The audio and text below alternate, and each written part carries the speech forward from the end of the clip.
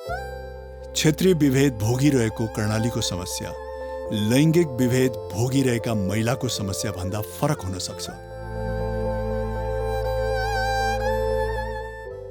जातीय विभेद भोगिरहेका दलितको माग राजनीतिक लडाई लडिरहेका मधेसी जनजातिको भन्दा फरक हुन सक्छ। मुद्दाहरू फरक भए पनि बहिष्कृत र सीमान्तकृत बीच लक्ष्य प्राप्तिको लागि एकीकृत आन्दोलन जरुरी छ। यसबारे विस्तृत बहस आजको कार्यक्रममा।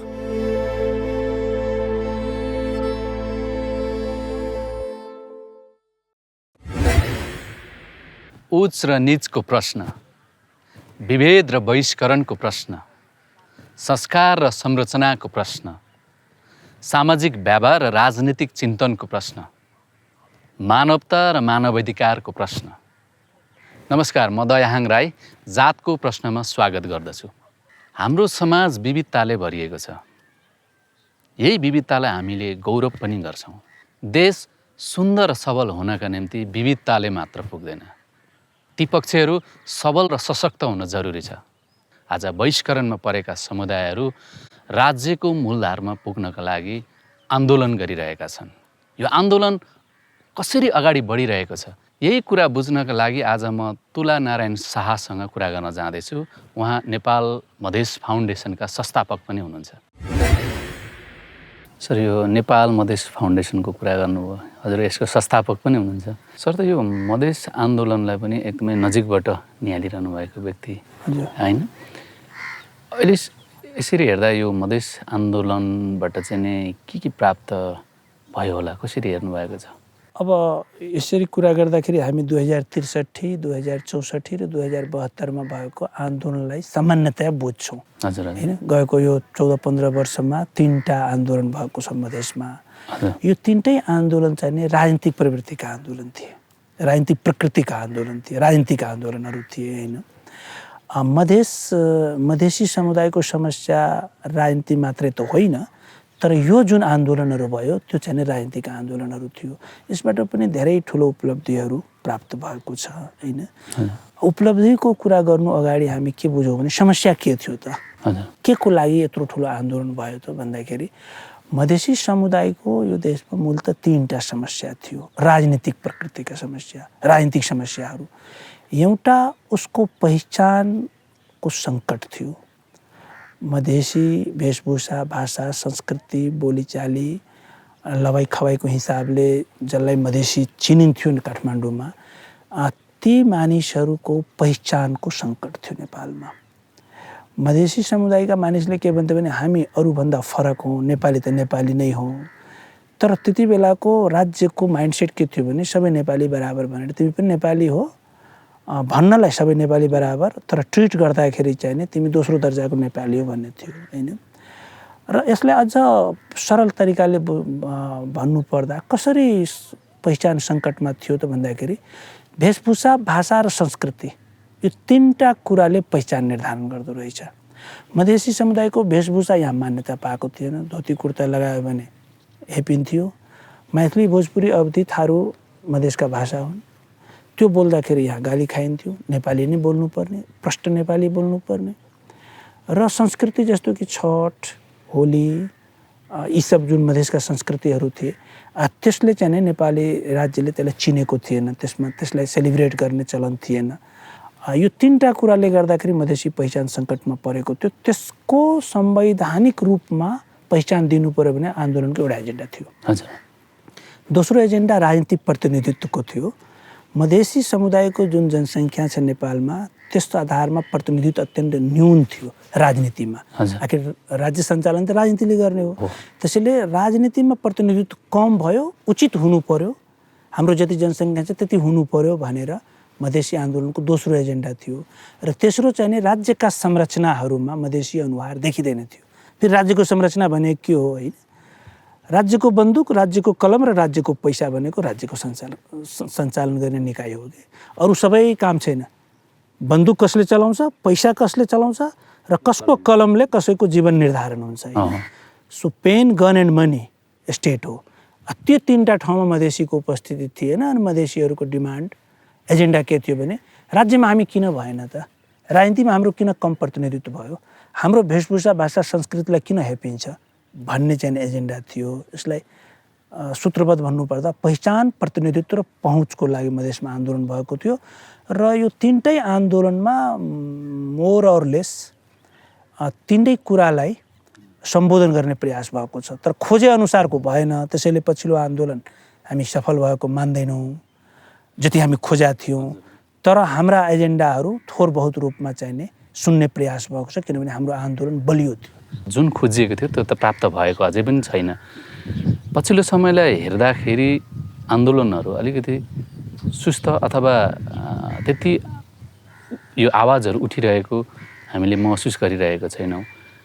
के कारण होला यो? नेपालमा मधेसी मात्रै सीमान्तकृत होइन हो है।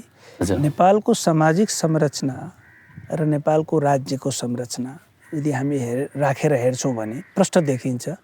नेपाली समाजमा मधेसी, आदिवासी जनजाति र खसारे समुदायको बराबर जनसङ्ख्या छ। तर नेपाली राज्यको संरचनामा तपाईँ जानुभयो भने 2/3 भन्दा बढी खसारेले सबै संरचनामा पहुँच पाएको छ र बाँकी 1/3 मा मधेसी र जनजातिले जसोतसो त्यहाँ आफ्नो स्थान बनाएको छ।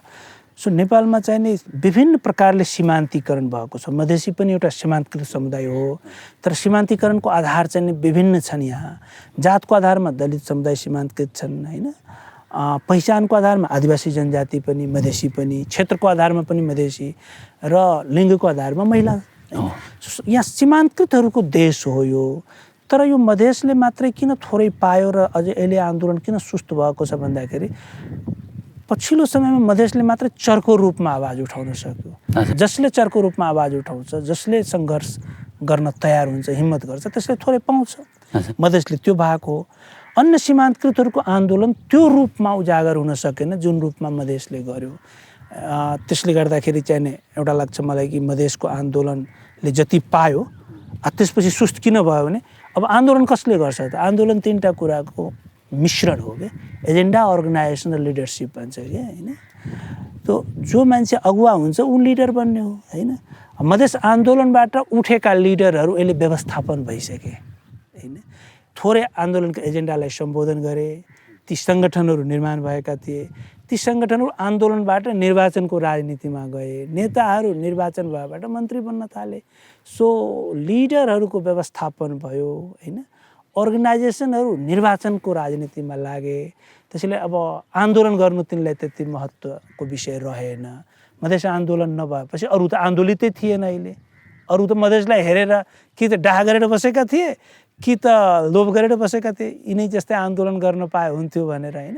सो एउटा आन्दोलित तबका चाहिने व्यवस्थापन भयो, त्यसकारण आन्दोलनको आवाज कम भयो। सबै नै समस्यामा त छन् होइन, तर यो एकीकृत रूपमा अथवा एकअर्कामा सहकार्य गरेर आवाज अथवा यो आन्दोलन गरिने सम्भावना कतिको छ आउने दिनमा, र अथवा यसलाई यसरी भनौँ किन भइरहेको छैन?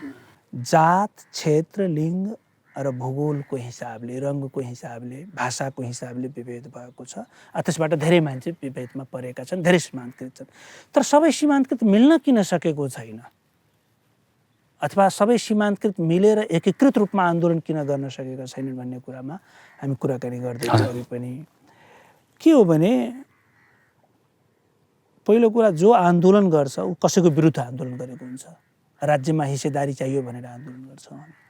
राज्यमा जसको नियन्त्रण छ, जसले कब्जा गरेर बसेको छ, ऊ त फेरि त्यतिकै त बसेको हुँदैन नि। उसले त पनि काउन्टर स्ट्राटेजी बनाउँछ नि त।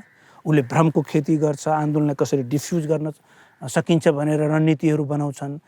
त्यो रणनीतिलाई आन्दोलनकारी शक्तिले, समूहले सही रूपमा यदि पहिचान गर्न सकेनन् भने आन्दोलन अगाडि बढ्दैन। मलाई लाग्छ नेपालमा सीमान्तकृत आन्दोलनहरू एकीकृत भएर अगाडि बढ्न नसक्नुको पछाडिको कारण एउटा चाहिँ नि यहाँको वर्चस्वशाली समुदायको काउन्टर स्ट्राटेजीले काम गरेको छ होइन।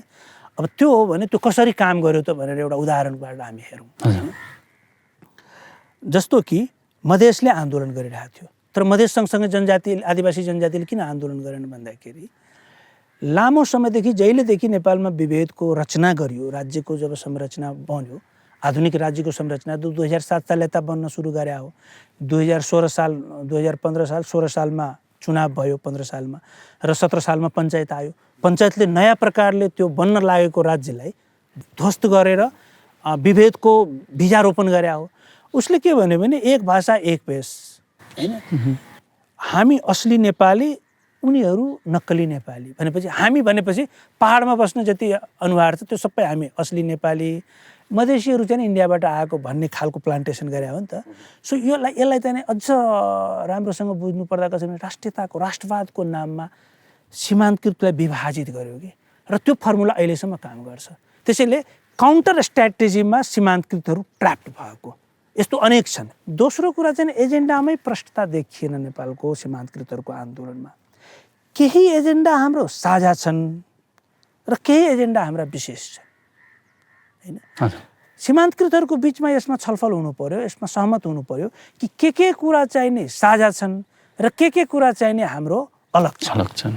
जस्तो कि मधेसी समुदायको पहिचानको समस्या र आदिवासी जनजाति समुदायको पहिचानको समस्या फरक छ। मधेसीको राष्ट्रियतामाथि नै प्रश्न गरिन्छ, तिमी असली नेपाली हुँदै होइन, तिमी इन्डियाबाट आएको भन्छ, हैन? तर आदिवासी जनजातिको पहिचानको समस्या भनेको के हो भने तपाईँको वेशभूषा, भाषा, संस्कृतिलाई पो ग्यारेन्टी गरिएन, नेपाली नै होइन भनेर त भनिन्न नि त, हैन? सो यो पहिचानको सवालमा कहाँनिर हामी एक ठाउँमा छौँ र कहाँनिर अलग छौँ भन्ने कुराको क्याटेगोरिकल स्ट्राटेजी हुन्छ नि, एकदम मिहिन विश्लेषण गरेर स्ट्राटेजी बन्नुपर्ने, त्यो भएन कि। दलित समुदायमा के समस्या भयो, यो आन्दोलन किन अगाडि उठ्न सकेन र अरू सीमान्तकृत आन्दोलनसँग किन सहकार्य गर्न सकेन? यसमा दलित समुदायमा पनि समस्या छ, तर अरू सीमान्तकृत आन्दोलनकारीहरूमा बढी समस्या छ। दलित समुदायको के भयो भने बसोबास नै एकदम छडिएको भयो चारैतिर, मधेसमा पनि पहाडमा पनि। दोस्रो कुरा के भने नेपाली समाज जुन जातीय संरचनामा आधारित समाज हो, त्यो जातले नै वर्ग निर्धारण गरिदिँदो रहेछ कि। अनि दलित समुदाय चाहिँ जातीय रूपमा पनि सबैभन्दा पिँधमा, वर्गीय रूपमा पनि सबैभन्दा गरिब। अब एकजना अस्ति कोरोनाको बेलामा एकजना भारतीय अर्थशास्त्रीले मानिसहरू भोकमरी सामना गरिराखेको बेलामा आन्दोलन गर्न सक्दैन, एकजना अर्थशास्त्रीले भनेको थियो कि कोरोनामा यत्रो त्राहिमाम छ, किन आन्दोलन भएन भन्दाखेरि मान्छे भोकमरीसँग जुझ्ने कि राज्यसँग जुझ्ने भन्ने हुन्छ कि। दलित समुदाय यति ज्यादा गरिबीको सामना गर्नु पर्यो, हैन? र अहिले पनि छन् कि त्यो आन्दोलितै भइसकेको छैन, हैन? त्यसैले यसमा के छ भने जो सीमान्तकृत समुदाय आन्दोलित छन् तिनले दलितको मुद्दालाई, दलित समुदायलाई साथ लिएर जानुपर्ने, हैन? अब आदिवासी जनजातिमा जातीय हिसाबले त्यो त्यहाँको संरचना त्यस्तो हुँदैन, त्यहाँ दलित हुँदैन। दलित कहाँ हुन्छ भन्दाखेरि खसारीमा हुन्छ र मधेसमा हुन्छ। अब मधेसको बारेमा धेरै ठुलो कुरा गरियो, तर दुःखका साथ भन्नुपर्छ कि मधेस आन्दोलन अहिले पनि धेरै हदसम्म सामन्तहरूको नियन्त्रणमा छ। वर्गीय रूपमा सामन्तहरूको नियन्त्रणमा छ, जातीय रूपमा उच्च जात र मध्यम जातको नियन्त्रणमा छ। त्यसले दलित आन्दोलन, दलितको मुद्दाहरूको बारेमा, मधेसमा भएको दलितको मुद्दाको बारेमा धेरै उदार छैनन् मधेसी आन्दोलनकारी, मधेसी नेताहरू। एकदम खुलस्त रूपमा बन्नुपर्छ, कुनै यसमा लुकाई छिपाई गर्नु पर्दैन। कसरी अगाडि बढ्न सकिन्छ भनेर, अथवा सम्भावनाको कुरा त अघि गर्नुभयो, सम्भावना देखाइसक्नुभयो, कसरी गर्ने त? अब यसको लागि मलाई लाग्छ सबै आन्दोलनकारी अथवा सबै सीमान्तकृतहरू जो आन्दोलनको कल्पना गर्छन् अथवा आन्दोलनको कुरा गर्छन्, ती सबैले एकपटक निर्ममतापूर्वक, इमान्दारीपूर्वक विश्लेषण गर्नुपर्छ कि हामी कहाँ पुग्यौँ, हामी कहाँबाट सुरु गरेका थियौँ। के 2007 सालमा मधेस आन्दोलन, 2008 सालमा मधेस आन्दोलन सुरु हुँदाखेरि वा 2040 सालतिर जनजातीय आन्दोलन सुरु हुँदाखेरि, दलित आन्दोलन सुरु हुँदाखेरि त्यो दिन र आजको दिनमा हामी केही पाएका छौँ कि छैनौँ भनेपछि कहाँसम्म हामी पुग्यौँ त, के पायौँ र के बाँकी रह्यो, यो कुराको इमान्दार विश्लेषण हुनु जरुरी छ पहिला कुरा। त्यसैले गियर चेन्ज हुनु जरुरी छ, आफ्नो आफ्नो मुद्दा पहिचान गरौँ, कहाँसम्म हामी पुग्यौँ, हामी के पायौँ र के गुमायौँ। यो अवसर दिनुभयो, धन्यवाद सर। मलाई चाहिँ नि अवसर दिनुभएकोमा धेरै धेरै धन्यवाद। मधेसी समुदायले जस्तै नेपालमा जनजाति समुदायले पनि लामो समयदेखि आफ्नो अधिकार र पहिचानको निम्ति लड्दै आएका छन्। यो आन्दोलन कहिले चर्को हुन्छ त कहिले मन्द, तर आन्दोलन निरन्तर रूपमा चलि नै रहेको छ। यही जनजाति आन्दोलनको विषयमा म कुराकानी गर्नको निम्ति नेपाल आदिवासी जनजाति महासङ्घका उपाध्यक्ष गोविन्द छन्त्यालसँग भेट्न जाँदैछु। गोविन्द सर, तपाईँले यसरी सुन्दा मलाई के लाग्यो भने कलेज पढ्दादेखि तपाईँलाई महसुस पनि भयो तपाईँको आफ्नो परिचय खोज्न, अनि त्यस पछाडि बिस्तारै तपाईँमा एक किसिमको चेतना पनि आएछ कि भन्नुभयो धेरैजना अग्रज अथवा उहाँहरूको कुरा सुन्नुभयो। हिजोदेखि आजसम्म यो आदिवासी जनजातिहरूको मुद्दा अथवा उहाँहरूको हक अधिकारको लागि लडिरहनु भएको छ। यो आन्दोलन अथवा यो मुभमेन्टलाई चाहिँ तपाईँले कसरी हेर्नुभएको छ हिजोदेखि आजसम्मलाई? वास्तवमा भन्दा जाति जनजातिको कुरा गर्दाखेरि चाहिँ म आफ्नो जीवनमा चाहिँ बहुत गाह्रो कुरा थियो। म आफै नै जीवनमा अझ मभन्दा अग्रजहरूको जीवनमा झन् कति गाह्रो होला भनेर म सम्झिन्छु। हजुर, जस्तो कि भन्दिनु त मेरो पनि भोगाइ तपाईँहरू उस्तै होला, तर तपाईँलाई भएको महसुस भएको कुरा जस्तै काठमाडौँ आइसकेपछि म जनजातीय विद्यार्थी सङ्गठनहरूमा जोडिएँ नि त। सङ्गठनहरूसँग जोड्दै गर्दाखेरि म त अखिलमा नि थिएँ होइन। अनि अखिलमा जाँदाखेरि यी विद्यार्थी सङ्गठनहरू भनेको समुदायको भनेको यो चाहिँ साम्प्रदायिक विद्यार्थी सङ्गठनहरू हुन् भन्ने एकदम गहिरो बुझाइ थियो। अनि म आफूलाई कहिलेकाहीँ डिलेमा आउँथ्यो।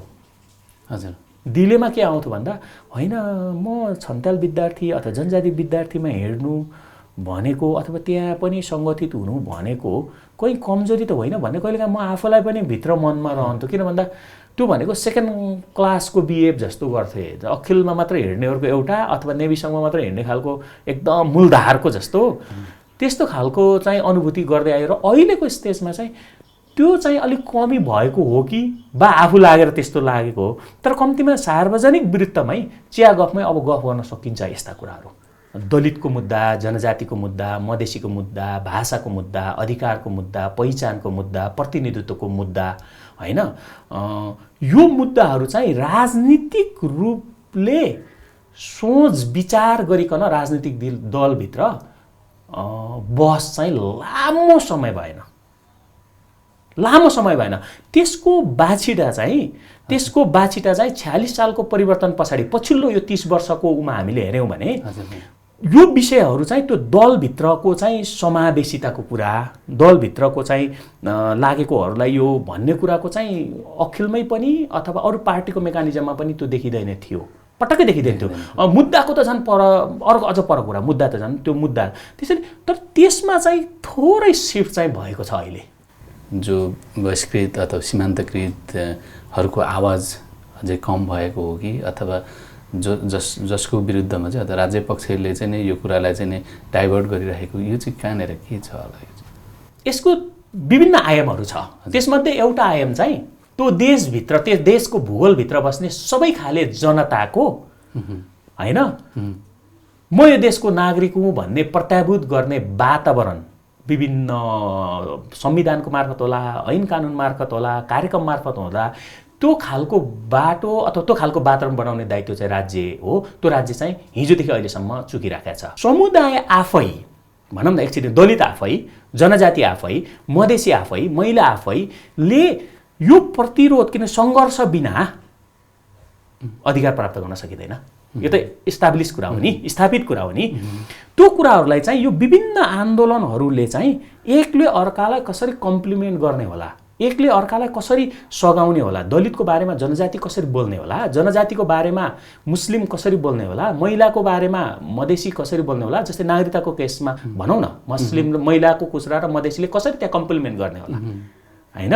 दलितको छुवाछुतको बारेमा जनजातिले अथवा मुस्लिम र दलितको बिचमा कसरी कम्प्लिमेन्ट गर्दै जाने होला, साथी कसरी खोज्दै जाने होला, अर्को भाषामा भन्दा साथी कसरी बनाउँदै जाने होला, साथीलाई कसरी एक्सटेन्ड गराउँदै जाने होला भन्ने कुरामा चाहिँ हामीले चाहिँ कहीँ मिसिङ गऱ्यौँ यो आन्दोलनकै सन्दर्भमा कुरा गर्दा। त्यसैले यो फ्याक्टरलाई राज्य, राजनीतिक दल र जुन अधिकार प्राप्तिका आन्दोलनहरूको विभिन्न रूपहरू र विभिन्न आयामहरू छ, यो बिचको यो फ्याक्टरलाई, यो तीनटा कुरालाई हामीले हेऱ्यौँ भने यसमा चाहिँ हामीले चाहिँ अलिकति यो अधिकार प्राप्तिको आन्दोलनलाई नै फरक सिफ्ट डाइमेन्सनहरू सिफ्ट हुँदै आएको छ। त्यो परिवर्तित सन्दर्भमा कसरी आफूलाई परिवर्तित गरेर यो मुद्दालाई पुश गर्ने होला भन्ने कुरामा चाहिँ हामीले गऱ्यौँ भने तपाईँले भनेको अघि ठ्याक्कै कुरामा मोटामोटी तपाईँले यो पनि भन्नु खोज्नुभयो यो पनि होला कि नेपालमा भएको जनजाति भनौँ न मुद्दा अथवा आन्दोलनको पनि लामो इतिहास छ। तपाईँ पनि भनौँ तपाईँको आफ्नो हिसाबले पनि 20-21 वर्ष यसैमा लागिरहनु भएको छ। अहिले आउँदाखेरि हामी कहाँ छौँ त, के पायौँ अथवा जनजाति यो आन्दोलनले चाहिँ के प्राप्त गर्यो होला अथवा गर्नुपर्ने के छ होला? 46 सालको परिवर्तन पछाडि चाहिँ सङ्गठित रूपमा चाहिँ आदिवासी जनजातिहरू किराँतले आफै गरिरहेको थियो होला, तामाङले आफै, गुरुङले आफै, मगरले आफै, थारूले आफै, तर त्यसलाई चाहिँ एकै ठाउँ बसेर आदिवासी जनजाति महासङ्घको प्लेटफर्मबाट उठाउँ भनेर चाहिँ हामीले अहिले 28-30 वर्ष भयो यसको, भनेपछि 30 वर्ष भयो भनौँ न, 30-31 वर्षै भयो होइन। यो तरिकाले आउँदाखेरि चाहिँ 2-3टा कुरा चाहिँ यसको म पहिला सबल पक्षको कुरा गर्छु, अथवा सबल भन्दा पनि प्राप्त गरेकै कुरा गर्छु भनौँ न। नेपालको आदिवासी जनजाति आन्दोलनले चाहिँ सुरुमा यसको एजेन्डा चाहिँ के थियो भन्दा तपाईँले अघि भन्नुभयो नि, सामाजिक मुद्दा होइन, सांस्कृतिक मुद्दा, त्यो भनेको चाहिँ भाषा धर्म संस्कृतिको संरक्षण गर्ने मूल मुद्दा यही थियो क्या। किन भन्दा राज्यले त्यो गरेन भनेर गरे हो। भाषा धर्म संस्कृतिको संरक्षण गर्ने मुद्दाबाट हामी काम सङ्गठित काम थालेको भनौँ न। त्यसरी एउटा 46 साल पछाडि काम थाल्दै गर्दा अथवा काम गर्दै गर्दा हाम्रा अग्रजहरूले त्यसको एक ढङ्गको सम्मान गर्न व्यवहारमा जे भए पनि संवैधानिक रूपले कानुनी रूपले चाहिँ कुनै न कुनै रूपले त्यसलाई सम्बोधन गर्ने स्थिति बन्यो। भनेपछि अहिले हामी गर्वको साथ लोसार मनाउँछौँ। पहिला गर्वको साथ मनाउन पाइँदैन थियो होइन, मेरो लोसार हाम्रो लोसार भन्न पाइँदैन थियो होइन, सामूहिक रूपमा मनाउँछौँ हामी होइन। माघे सङ्क्रान्तिको कुरा गरौँ, उँभौलीको कुरा गरौँ, अथवा जे हाम्रा पर्वहरू सांस्कृतिक पर्वहरू राज्यबाट बहिष्करण गरिएको अथवा सीमान्तकृत समुदायहरू जस्तो क्षेत्रको हिसाबमा अथवा समुदायको हिसाबमा भनौँ न, आदिवासी जनजाति, मधेसी अथवा महिला, दलितको विषयमा सम्बोधन गराउनका लागि अगाडि बढाउनका त एउटा सहकार्य अथवा एकअर्कामा हातेमालो गरेर जानुपर्ने अवस्था पनि होला। यो कसरी जान सकिन्छ? नेपालको सन्दर्भमा बहिष्कृत सीमान्तकृत समुदायहरू हामी जो भन्छौँ अथवा ती आन्दोलनहरू भन्छौँ, त्यसमा चाहिँ एकले अर्कोलाई बुझ्ने कुरा, बुझाइमा फराकिलो बनाउने कुरा र एकले अर्काको पीडालाई गहिरोसँग पकड्ने कुरामा चाहिँ यही आन्दोलनभित्रै लागेकोहरूमा पनि केही सच्चिनुपर्ने कुराहरू छ। जस्तै उदाहरणको लागि भनौँ न, दलितलाई जुन खालको पीडा छ त्यो पीडामा जनजातिले कसरी साथ दिन्छ भन्ने कुरामा गहिरो गरेर छलफल हुँदैन मैले यो आन्दोलनलाई हेरेँ भने। अथवा मधेसीलाई होइन जसरी हेरिन्छ जनजातिले अथवा दलितले, त्यसमा चाहिँ त्यो भाष्य चाहिँ को परिवर्तन गर्नुपर्नेछ होइन। छुवाछुतको कुरा आयो भने दलित एक्लै हुन्छ कि कहिले, यही त होइन। अब मैले उदाहरणबाट म जोड्छु कसरी हुन सकिन्छ भनेर। मुस्लिमलाई आयो भने होइन, मुस्लिमलाई परेको पीडालाई त्यही नजिकै बस्ने थारूले कसरी साथ दिने भन्ने कुरामा मुस्लिम एक्लै हुन्छ, जनजाति कहिले एक्लै हुन्छ। धर्मनिरपेक्षताको मुद्दा आयो भने जनजाति एक्लै हुन्छ। त्यसैले यो फुटाउ र शासन गर भन्ने जुन खालको विचारबाट राज्य र राजनीतिक दल र स्टेटका मेकानिजमहरू अथवा समाजका डोमिनेन्ट प्रभुत्वशालीहरूले त्यो भाष्यलाई पहिलो कुरा परिवर्तन गर्नु, हामीले त्यसलाई चिर्नुपर्छ। पहिलो कुरा त आइडियामै चिर्नुपर्छ। आइडियामा नचिरिकन त्यसपछि त्यो ग्राउन्ड बन्दैन। त्यसपछि के गर्न सकिन्छ त भन्ने मलाई लाग्छ, मलाई आफूलाई लागेको, मेरो यो आन्दोलनमा जोडिएको कारणले गर्दा लाग्ने कुरा, दल सबैभन्दा सेन्टरमा बसिरहेछ। हरेक ठाउँमा दल छ भनौँ न, दल छ, गुटतन्त्र छ, दलाल छ, सबै छ नि त होइन। यसमा चाहिँ दलित जुन दलमा लाग्दै गर्दाखेरि पनि दलितको कमन एजेन्डामा कसरी उभिने होला भन्ने कुरामा सिरियस छलफल हुनु जरुरी छ। उदाहरणको लागि जनजातिले आफ्नो मुक्ति खोज्ने हो भने आफ्नो मुक्तिको लागि आफै सङ्घर्ष गर्ने एउटा पाटो र यो मुक्तिमा सहयोग गर्ने साथी सबैभन्दा को हुन्छ त भन्ने कुराको खोजी गर्ने हुन्छ नि।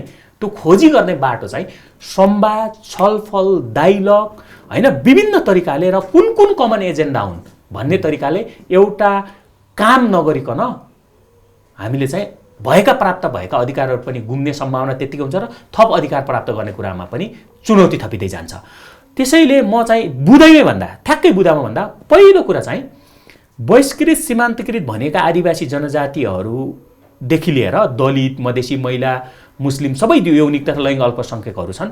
उनीहरूले आफ्नो मात्रै आन्दोलन होइन अरू आन्दोलनहरू पनि बुझ्न पर्यो। सङ्घर्षको विभिन्न रूपहरू छ। हिजोको जस्तै सङ्घर्ष अब जरुरी नहुन सक्छ। विभिन्न रूपहरू छन् सङ्घर्षका, विश्वमा भएका सङ्घर्षका, अधिकार प्राप्तिका सङ्घर्षका विभिन्न अभ्यासहरू, राम्रा पक्षहरू होइन। त्यो कुराहरूलाई लिएर अब सँगै यात्रा थाल्ने बाटो चाहिँ एकले अर्कालाई नेगोसिएट गर्दै अगाडि बढ्नुपर्नेछ। त्यो चाहिँ इस्टाब्लिस प्रभुत्वशालीसँग नै हाम्रो साथीहरू छ नि त, लेख्ने साथीहरू हामी धेरै देख्छौँ नि बोल्ने लेखेकाहरू। अब उनीहरूलाई चाहिँ हामी कसरी, ती सबैलाई कसरी यो चाहिँ, यो भनेको किन भन्दा समानताको लागि, किन न्यायको लागि। यहाँ त अन्याय भइरहेछ नि त, असमानता छ नि त, विभेद छ नि त। त्यसो भने समाज विभेद भयो भने अथवा समाजमा असमानता भयो भने, समाजमा अन्याय भयो भने विकास र समृद्धि भन्ने त्यो कुरा चाहिँ त्यो चाहिँ केवल फगत गफ हुन्छ, फगत गफ हुन्छ। त्यसैले त्यो जोड्ने कडी भनेको समानताको आन्दोलन, न्याय प्राप्तिको आन्दोलन।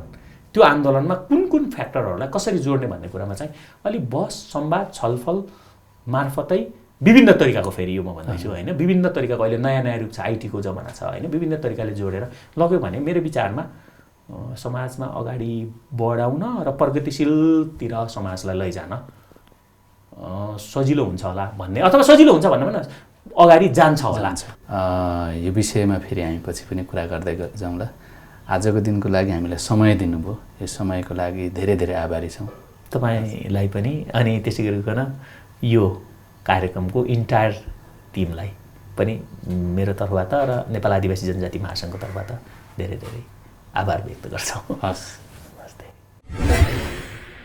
जातको प्रश्नमा हामीले विभिन्न समुदाय जो बहिष्करणमा पारिएका छन् उनीहरूको समस्या र पीडाको चर्चा गर्दै आएका छौँ। नेपालका विभिन्न समुदायहरूमध्ये जो आर्थिक, सामाजिक र राजनीतिक रूपले अझ बढी प्रताडित छन् दलित समुदाय।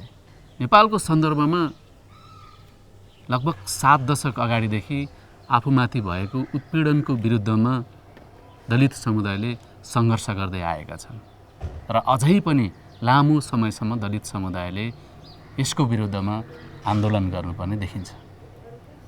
यसै विषयमा म कुराकानी गर्नको लागि पूर्व राजदूत एवं दलित आन्दोलनका अगुवा पदम सुन्दासज्यूलाई भेट्न जाँदैछु। आजको दिनमा ठ्याक्कै हेर्दाखेरि चाहिँ तपाईँ त एउटा साँच्चीको रूपमा हुनुहुन्छ, कहाँनिर पुगेको होला यो दलित आन्दोलन? मेरो सुरुको अवस्था र अहिलेको अवस्था हेर्दाखेरि अथवा सामाजिक परिवेशदेखि लिएर राजनीतिक परिवेश पनि हेर्ने हो भने धेरै परिवर्तन आएका छन्। मैले जुन स्थितिबाट सुरु गरेँ मेरो आफ्नो जीवन, त्यो र अहिलेको स्थिति हेर्दाखेरि धेरै परिवर्तन भएका छन्। तर मूलभूत रूपमा चाहिँ यसले ठ्याक्कै चाहिँ भनौँ न राज्य व्यवस्थालाई नै धक्का दिने हिसाबले चाहिँ आन्दोलन उठ्न सकिरहेको छैन। 72 सालमा जुन संविधान सभापछिको नयाँ संविधान बन्ने भयो, नयाँ संविधान बन्दाखेरि अब सबै पार्टीहरूले आफ्नो आफ्नो मेनिफेस्टोमा चाहिँ दलित समुदायलाई यसरी समेट्ने भनेदेखि सबै लेखेको त थिए। तर अब त्यो संविधान सभामा एकीकृत रूपमा त्यो कुरो उठ्न सकेको थिएन। हामीहरू जति पनि हक अधिकार सुनिश्चित गर्ने भने संविधानभित्रै हो। पार्टीले हामीलाई एकजनालाई मन्त्री बनाउला, एकजनालाई सांसद बनाउला, एकजनालाई के अरे राजदूत बनाउला, त्यो अलगै कुरो हो। तर समष्टिगत रूपमा दलित समुदायको हक अधिकार सुनिश्चित गर्ने नीति सरकारको अथवा राज्य व्यवस्थाको नीति किटान भएको दस्तावेज त संविधान नै हो। त्यो संविधानमा जबसम्म हाम्रो हक अधिकार सुनिश्चित गर्न सकिँदैन र तपाईँहरू अलग अलग रूपमा चाहिँ आवाज उठाएर त्यसले चाहिँ अहिलेको यो व्यवस्थालाई धक्का दिन सकिँदैन, त्यस कारण हुनुपर्छ भनेर करिब एक वर्षको प्रयत्नपछि हामी सफल भयौँ। सबै भनौँ न सबै पार्टीका राजनीतिक ठुला राजनीतिक पार्टीका सबै सभासदहरूलाई संयुक्त रूपमा भेला गरायौँ, संयुक्त रूपमा चाहिँ छलफल गरायौँ र साझा माग कसरी अगाडि बढाउने भन्ने कुरामा गऱ्यौँ। अनि त्यसपछि सबैलाई सबै नेतागणहरूलाई म धन्यवाद पनि दिन्छु त्यति बेला जुन साथ दिनुभयो। त्यसैको आधारमा नै धेरै संविधानभित्र हाम्रो हक अधिकार सुनिश्चित भएको छ। नेपालमा थुप्रै त्यस्ता समुदाय छन् जो पछाडि पारिएका छन्, जस्तो मधेसका कुरा गरौँ, जनजातिका कुरा गरौँ, दलितका कुरा गरौँ, महिलाका कुरा गरौँ, थुप्रै भनौँ न यो विभिन्न तरिकाले पछाडि पारिएका छन् होइन, चाहिँ नै पीडित छन्। उनीहरूको आवाज त आउनुपर्ने, अघि भन्नुभयो राज्य चाहिँ एकै ठाउँमा बसिरहेको छ, उसले चाहिँ सुनेको पनि छ या छैन पनि, त्यस्तो अवस्था छ जसमा चाहिँ नै हामीले आवाज एक किसिमले पुर्याउनै पर्छ। यस तर अब विभेद भएको त विभिन्न कारण छ, धेरै प्रकारले विभेद गरिएको छन्, त्यसको प्रकारहरू चाहिँ फरक होला। तर संयुक्त रूपमा एक ठाउँमा बसेर ती पछाडि पारिएका जो समुदायहरू छन् एक ठाउँमा उभिएर एउटा साझा मुद्दा बनाएर अथवा एउटा उद्देश्य बनाएर अगाडि बढ्नको लागि सम्भावना छ कि छैन होला, हुँदाखेरि कसरी जानु पर्ला? यो एकीकृत आन्दोलन उठाउनलाई अलिकति के अरे भने यो हाम्रो राज्य व्यवस्थाको जुन संरचना छ सुरुदेखि नै यो विभेदकारी नै रह्यो। हजुर, त्यसले गर्दाखेरि एक आपसमा नमिल्ने खालको नै सबै यसका संरचनाहरू छन्। किन यो जात व्यवस्थाले अहिले यसो कुरा गर्दाखेरि जातको समस्या भनेको चाहिँ दलितको मात्रै हो कि भन्ने खालको सुरुदेखि बुझिएको छ। तर यो जात व्यवस्था त सिङ्गो नेपाली समुदायलाई नै गरेको छ। जस्तो बाहुनमा पनि उपाध्याय बाहुनले जैसी ल्याए पनि जैसीले चाहिँ त्योभन्दा मुनिको ल्याए पनि त्यसपछि छेत्री यो तगत जुन संरचना छ नि यो सिङ्गै तगत संरचनाले पनि हामीलाई कहीँ न कहीँ यसको अवरोध एकीकृत आन्दोलन अवरोध गरिरहेको छ। त्यसले यो समस्या जातको समस्या भनेको चाहिँ सिङ्गो दलितको मात्रै समस्या होइन। अब यो संरचना भनौँ न सरकार के अरे राज्य व्यवस्थाको संरचनै भन्नु पर्दाखेरि दलित समुदायमा पनि तपाईँको तीन खालका तीन समुदाय छन्। एउटा नेवारी दलित समुदाय भयो, एउटा पहाडी मूलका दलित समुदाय भयो, एउटा मधेसी मूलका दलित समुदाय। मलाई थाहा छ यो पञ्चायतको टाइममा चाहिँ दलित नेताहरू सरकारी भनौँ न ओहदाको पनि मान्छेहरूलाई भेट्न जाँदाखेरि यो मधेसको लागि चाहिँ तिमीहरू नसमेट्नु भनेर चाहिँ एक प्रकारले उनीहरूको निर्देशन नै हुन्थ्यो। त्यस कारण मधेसको दलितसँग र पहाडको दलितसँग सँगसँगै आन्दोलन वास्तवमा उठेको चाहिँ पहाडको दलितकोले भन्दा नि पहिले चाहिँ मधेसको दलितले आन्दोलन उठाएका छन्। छुवाछुतको विरुद्धमा पनि यो भनौँ न किसानकै कुरा गर्नुपर्छ भन्नुहुन्छ भने पनि अथवा परिवर्तनका लागि 2007 सालको क्रान्तिकै लागि भन्दा पनि सबभन्दा अगाडि चाहिँ मधेसी दलितहरू छन् अगाडि। तर उनीहरूलाई जहिले पनि राज्य व्यवस्थाले चाहिँ अलग पार्नु भन्ने खालको जुन यो दुइटै समुदाय जुट्यो भने त शक्तिवान हुन्छ भने त्यसले गर्दाखेरि त्यो राज्य व्यवस्थाले चाहिँ जानी नै भनौँ न उनीहरूले के अरे कुटेल हिसाबले नै मिल्न नदिएको हुन्। अब नेवारी दलित समुदायकै विषयमा नेवार दलित समुदाय भनेको चाहिँ तपाईँको नेपालको चाहिँ पहाडी मुलुक न त्यो सबभन्दा पहिले आन्दोलन सुरु गर्ने यहाँको खड्गी र कपालीहरू हुन्। नेपालको दलित इतिहासको सबभन्दा पहिलेको के अरे आन्दोलनकर्मी को हो भन्दाखेरि सरनाथ कपाली र रत्नबहादुर खड्गी यी पुरानो व्यक्तिहरूको नाम आउँछ। पछि गएर के भयो अब जुन अब नेवारी समुदायबाट चाहिँ यस्तो खालको पनि सुरु भयो कि होइन नेवारभित्र चाहिँ के अरे छुवाछुत छैन, हाम्रो जातिपाती छैन, त्यस कारण हामी सबै नेवार मात्रै हौँ भन्ने खालको अभियान चलाइसकेपछि केही भनौँ न अलिकति सम्पन्न फेमिलीका के अरे यो खड्गी कपाली धोबीहरूले चाहिँ हामी दलित होइन भनेर चाहिँ अलग्गै बसेका छन्। र त्यसभित्र पनि दलित के अरे नेवारभित्रका चाहिँ पढेर चाहिँ हामी जुन सबभन्दा तल थिचिएर बसेका छन् उनीहरू चाहिँ दलित के अरे हामी दलित समुदायभित्र पर्छौँ भनेर आएका छन्। अनि यो टुटाउने ऊ चाहिँ हामी सबैतिर नै भएको छ। अनि अर्को एउटा के भने आन्दोलनको यो सुरुवात हुँदाखेरि जस्तो जनजाति समुदायमा जुन खालको चाहिँ उभार आयो र दलितहरूमा जुन खालको उभार आयो, अब जातिहरू पनि दलितहरूमा पनि अहिले करिब हाम्रो 26 जात चाहिँ के अरे किटान गरिएको छन् दलित समुदायमा। यो ठ्याक्कै पहिले सुरु हुँदाखेरि चाहिँ के भने एक एकवटा जातबाट भनौँ न त्यो एउटा पिरामिडिकल जुन स्ट्रक्चर हुन्छ नि त्यो होइन तलबाट चाहिँ सबै उठेर माथि गएर चाहिँ एकीकृत हुनुपर्नेमा ठ्याक्कै के भइदियो भने माथि केन्द्रमा सङ्गठन बन्यो अनि केन्द्रबाट सङ्गठन बनेर चाहिँ तल गयो क्या, ठ्याक्कै उल्टो भएको छ हाम्रो। अहिले जुन दलितकै कुरा गर्नु पर्दाखेरि पनि 26वटा जातमध्येमा पहिले के अरे एउटा जातले आफ्नो सङ्गठन के अरे सिङ्गे सङ्गठन खोल्यो, त्यसपछि जातको आफ्नो आफ्नो पनि फेरि जातीय सङ्गठन पनि खोलेको छ, जुन चाहिँ एउटा घातकै हो। त्यो जातीय रूपमा मात्रै छुट्टिनु गर्दाखेरि जनजातिहरूभित्र तामाङ समुदायको मात्रै कुरा गर्ने हो भने तामाङ संस्था असाध्यै बलियो छ। राईहरूको मात्रै हेर्ने हो भने राईको संस्था असाध्यै बलियो छ, गुरुङको गर्ने गुरुङको संस्था असाध्यै बलियो छ। तर समष्टि रूपमा सिङ्गे जनजातिको आन्दोलन चाहिँ कसरी भएको छ भने एकीकृत हुन सकेको छैन। मैले त्यहाँ महसुस गरेँ अनि त्यो कुरो मैले राखेँ पनि त्यहाँ।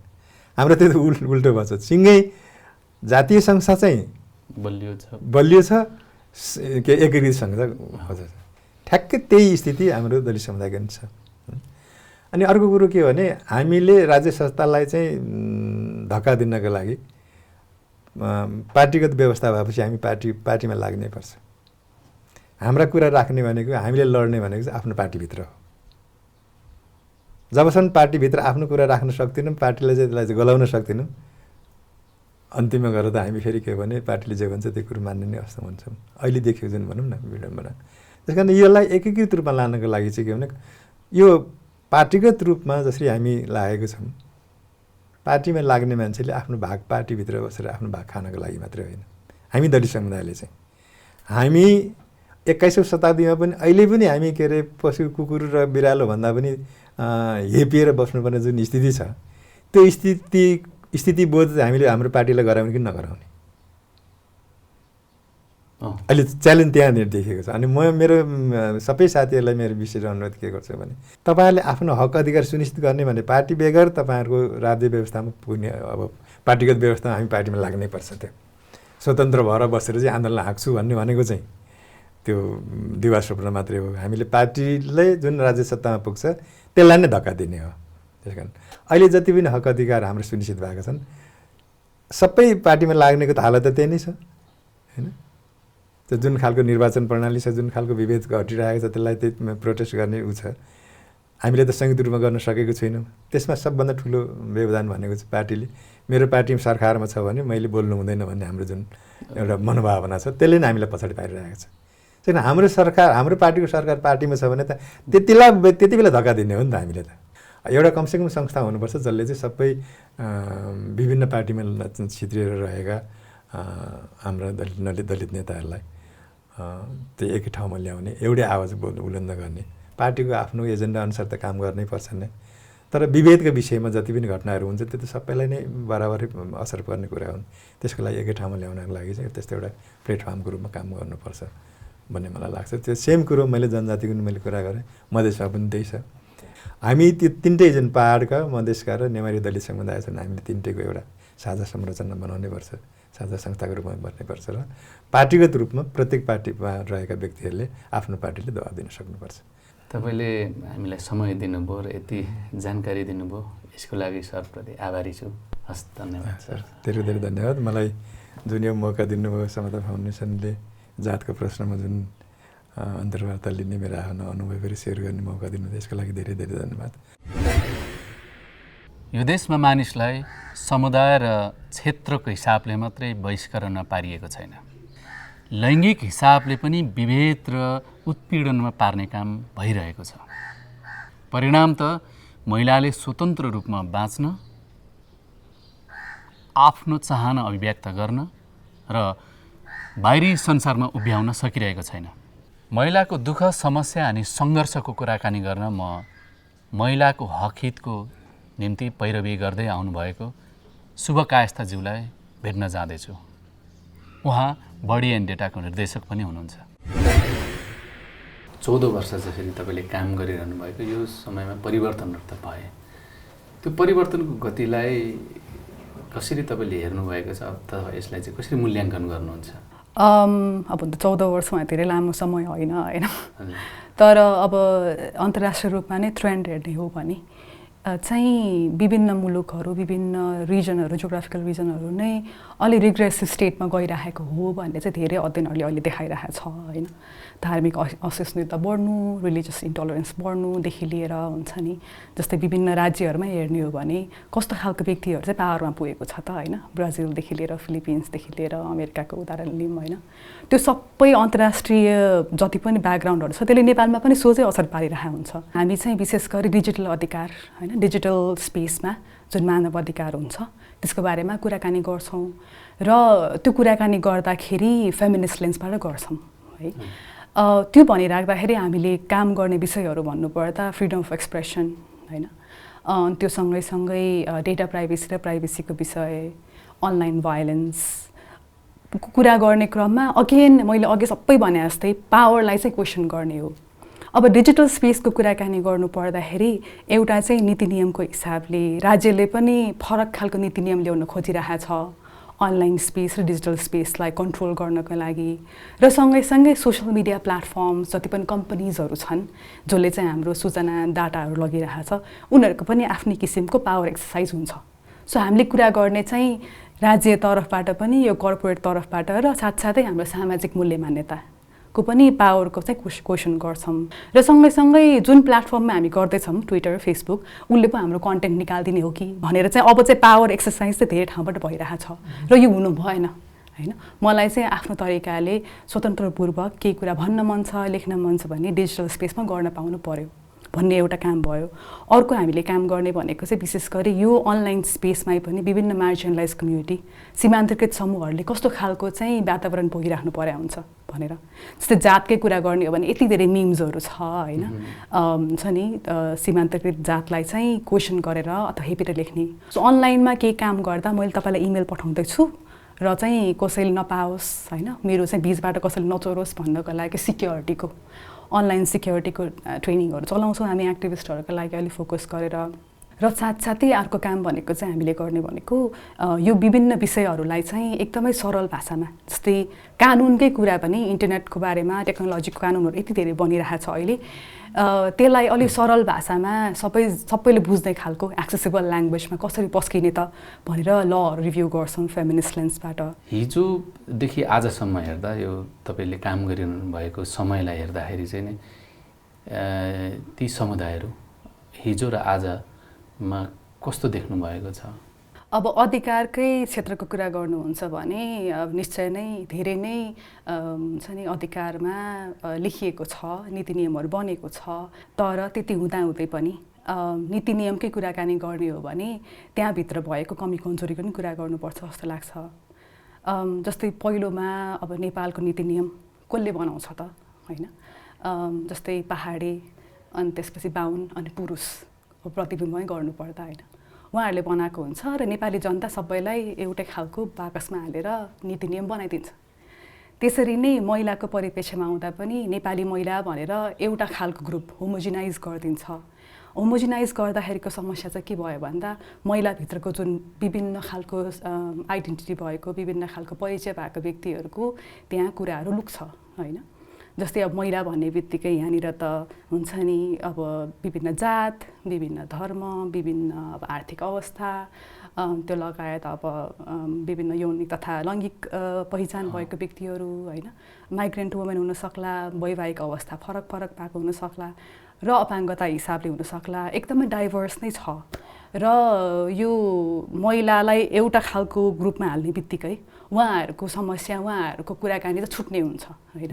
अनि त्यो सँगैसँगै यसको अर्को लेयर चाहिँ के छ भन्दा जुन सामाजिक मूल्य मान्यता र सँगै अब हाम्रो आफ्नो परिप्रेक्ष्य कन्टेक्स्ट हुन्छ नि त्यसलाई पनि अधिकारको भाषाले चाहिँ समेटेको पाइँदैन। यो समस्या चाहिँ कहाँनिरबाट आयो होला तपाईँलाई के लाग्छ होला? मतलब यो चिज हेर्दा चाहिँ हजुर होइन के लाग्छ तपाईँलाई चाहिँ? अब एउटा त हाम्रो इतिहास नै कोट्याउनु पर्छ होला होइन, कसरी चाहिँ इतिहासमा नेपाललाई एकीकरण / कोलोनाइज गर्ने क्रममा एक जात एक धर्म एक भाषा भन्ने खालको नाराहरू त्यस्तो खालको चाहिँ कन्सेप्टहरू आयो होइन। त्यो पछि हुँदै जाँदाखेरि 90 सालपछि पनि यो शेरा तामाङले एकदम धेरै अगाडि वर्षदेखि लेखिराख्नु भएको कुरा हो। महिला आन्दोलन, नेपालकै महिला आन्दोलनले पनि महिलाको विभिन्न खालको महिलाहरूको कुराहरूलाई कतिको अगाडि ल्याउन सक्यो त भन्ने कुरामा जहिले पनि आन्दोलनले चाहिँ महिलाहरू एकजुट भएर अगाडि बढ्नुपर्छ अनि त्यसपछि हाम्रो चाहिँ एउटा भोइस हुनुपर्छ भन्ने कुराकानी गर्यो। तर त्यो हुँदा अघि मैले भनेको विभिन्न ग्रुपको महिलाहरू जति छन् त्यहाँभित्रको डाइभर्स जति पनि कुराहरू छन् त्यहाँलाई चाहिँ फेरि एउटै नै बनाउनु खोज्यो, हाम्रो एउटै मुद्दा हो, एउटै नै समस्या हो भनेर। अनि अब बिर्सिनु नहुने हाम्रो कन्टेक्स्ट होइन, अगेन जातको कुरा हाम्रो हुन्छ नि, अरू कुराहरू चाहिँ त्यहाँनिर फेरि लुक्ने भयो। त्यसैले गर्दाखेरि कसले चाहिँ आन्दोलन हाँकिरहेछ अनि महिलाभित्रको विविधतालाई चाहिँ कतिको चाहिँ अगाडि ल्याउन पाइरहेछ भन्ने कुरा हो। अनि जहिले पनि कन्फ्लिक्ट भनेको एकदम नेचुरल कुरा हो नि त होइन, दुईजनासँगै बस्ने बित्तिकै कन्फ्लिक्ट हुन्छ, डिस्कसन हुन्छ। तर कन्फ्लिक्टलाई चाहिँ जहिले पनि कमजोरीको रूपमा लिइदियो कि, न कि त्यो चाहिँ झन् हुन्छ नि डाइभर्सिटीको प्रतीक अथवा डाइभर्सिटीको पावर भन्दा पनि। अनि कन्फ्लिक्ट सुल्झाउने क्रममा चाहिँ जति पनि सीमान्तकृत महिलाहरूको विषयहरू छ त्यो चाहिँ अलिकति अगुवामा बसेका महिलाहरूको नेत्रीहरूले चाहिँ अगाडि नल्याइदिएको हो कि भन्ने चाहिँ यो बारेमा धेरै नै विषयहरूमा छलफल भएको छ। हाम्रो सोचाइमा चाहिँ महिलाको विषय उठ्यो भने अथवा यो महिलाको मात्रै हो, महिलाले मात्रै समाधान गर्नुपर्छ भन्ने खालको सोच छ। अर्कोतिर मधेसको कुरा उठ्यो भने यो मधेसीहरूको मात्रै समस्या हो, यतातिर फेरि जनजातिको कुरा जनजातिको मात्रै समस्या हो होइन, दलितको कुरा दलितको मात्रै कुरा हो, मात्रै उनीहरूको मात्रै कुरा हो भनिरहेको छन्। तर यो समग्रमा हेर्दा त सम्पूर्ण यता नेपाली समाजकै समस्या हो नि होइन र? हजुर, एकदम तपाईँले भर्खर भन्नुभएको कुरामा अलिकति जोड्नु पर्दाखेरि एउटा चाहिँ यो आन्दोलन चाहिँ के हो होइन, आन्दोलन भनेकै परिभाषा चाहिँ अलिकति फराकिलो पनि गर्नुपर्छ होला। जस्तै बाटोमा गएर मैले नारा लाउँछु भने र मैले फेसबुकमा केही कुरा पोस्ट गर्छु भने मेरो बारेमा, आफ्नो शरीरको बारेमा, त्यो पनि एउटा प्रतिकार गर्नु हो सिस्टमको होइन, एउटा रेजिस्टेन्सको स्टेप हो। सो त्यसलाई पनि आन्दोलनलाई चाहिँ त्यसले एकदम टेवा पुगिरहेको हुन्छ भनेर सोच्नुपर्छ होला।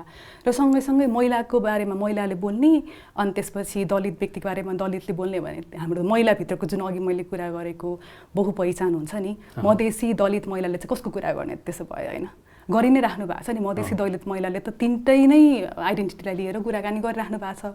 सो उहाँलाई महिला भन्ने बक्समा हाल्ने बित्तिकै त्यो चाहिँ न्यायपूर्ण भएन होइन, अथवा दलित मात्रै भन्दा पनि पुगेन। त्यही भएर अब यो एकदमै चलिआएको शब्द इन्टरसेक्सनालिटी भन्छ नि त, अहिले चाहिँ एकदम बजवर्ड पनि भएको छ।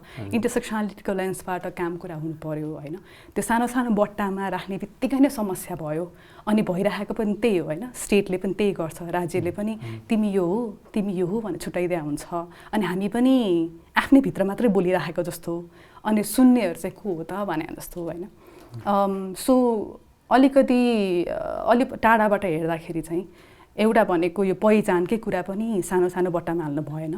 सबै यो उत्पीडित अथवा बहिष्करणमा परेका समुदाय क्षेत्र लिङ्ग सबै चाहिँ नै एक ठाउँमा उभिएर यो आवाज उठाउन अथवा एउटा छलफल गर्न चाहिँ सकिने ठाउँ छ कि छैन होला तपाईँको सोचमा के लाग्छ? यो सबैजना सँगै आएर शक्तिको विरोध गर्नु त पर्छ नै होइन।